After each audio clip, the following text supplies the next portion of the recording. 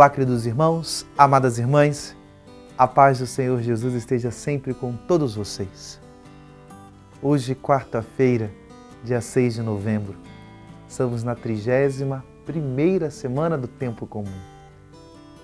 E convido você nesse momento a meditarmos juntos a palavra do Senhor que está no Evangelho de São Lucas, capítulo 14, versículos 25 a 33. Naquele tempo, grandes multidões acompanhavam Jesus. Voltando-se, ele lhes disse: Se alguém vem a mim, mas não se desapega de seu pai e sua mãe, sua mulher e seus filhos, seus irmãos e suas irmãs e até da sua própria vida, não pode ser meu discípulo. Quem não carrega a sua cruz e não caminha atrás de mim, não pode ser meu discípulo. Com efeito, qual de vós, querendo construir uma torre, não senta primeiro e calcula os gastos para ver se tem o suficiente para terminar? Caso contrário, ele vai lançar o alicerce e não será capaz de acabar. E todos os que virem isso começarão a caçoar, dizendo: Este homem começou a construir e não foi capaz de acabar. Ou ainda, qual o rei que, ao sair para guerrear com outro, não se senta primeiro e examina bem se, com 10.000 homens, poderá enfrentar o outro que marcha contra ele com 20.000? Se ele vê que não pode, enquanto o outro rei ainda está longe, envia mensageiros para negociar as condições de paz. Do mesmo modo, portanto, qualquer um de vós, se não renunciar a tudo que tem, não pode ser meu discípulo. Palavra da salvação. Nós temos no Evangelho de hoje as exigências para o discipulado. Por isso que Jesus, de uma forma negativa, ele diz aquilo que é necessário e que, se não viver essa realidade, não tem como viver esse discipulado. Há uma exigência, há um critério, há uma forma, um estilo de vida que devemos assumir para seguir o Senhor. Jesus nos chama. Há um chamado.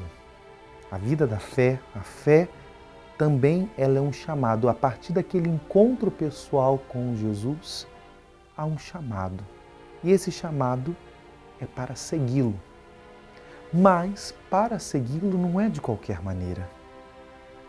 O Evangelho, ele testemunha isso.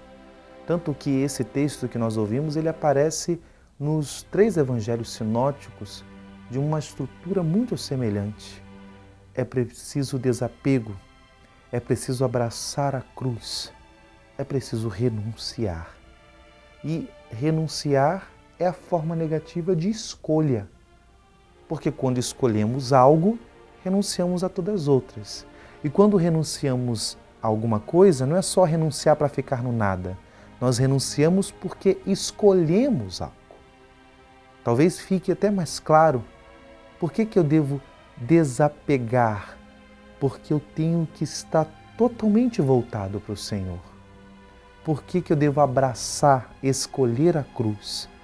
Porque a cruz não é somente uma realidade de dor, de sofrimento, mas é porque eu devo estar inteiro, ordenado para a salvação. Essa é a proposta de Jesus, de inteireza, de totalidade. E nós ouvimos essa realidade. Contudo, nessas comparações que Jesus faz, tanto da construção da torre quanto do exército, há um requisito, talvez é uma pedagogia, uma metodologia, porque a gente até pode ser muito claro a nossa assimilação, nós compreendermos, desapegar é abrir mão, renunciar é dizer não, abraçar a cruz é de fato ter a fortaleza, é a firme decisão, é tudo isso. Contudo, quando Jesus faz essas comparações da torre e a comparação do exército, ele fala: é preciso olhar para si. É preciso ter um olhar profundo sobre si. É preciso, de fato, averiguar. Eu não posso seguir Jesus que nem eu sigo um bloco de carnaval. Eu não posso seguir Jesus de uma forma descompromissada. Eu tenho que ter foco, eu tenho que ter clareza, eu tenho que ter evidência, eu tenho que ver as minhas condições. De fato, queridos, quando nós olhamos para a vida dos santos, e os santos foram aqueles que seguiram a Jesus de maneira excelente, por isso que eles são modelo, eles intercedem por nós e também testemunham, eles são uma seta que nos ensina também a seguir o Senhor.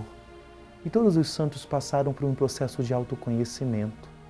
Todos os santos não tiveram medo de se defrontar consigo mesmo e, diante das realidades que impediam eles de desapegar, de renunciar, de escolher o Senhor, de abraçar a cruz, lutaram com a graça de Deus, se abriram pela graça de Deus para serem de fato verdadeiros discípulos do Senhor. Por isso, hoje peçamos essa graça. Possamos amadurecer a nossa escolha determinada, inteira por Jesus, mas principalmente a partir de um olhar sobre nós, pedindo que a graça de Deus nos conduza ao mais profundo de nós mesmos, que possamos olhar, nos conhecer e de fato ordenar a nossa vida de modo total, inteiro, profundo, na vivência do discipulado, na escolha verdadeira e total por aquele que nos amou e nos escolheu desde antes do nascimento, aquele que nos chamou para Ele, para a nossa salvação. Que Deus nos dê essa graça nesse santo dia. Em nome do Pai, e do Filho, e do Espírito Santo. Amém.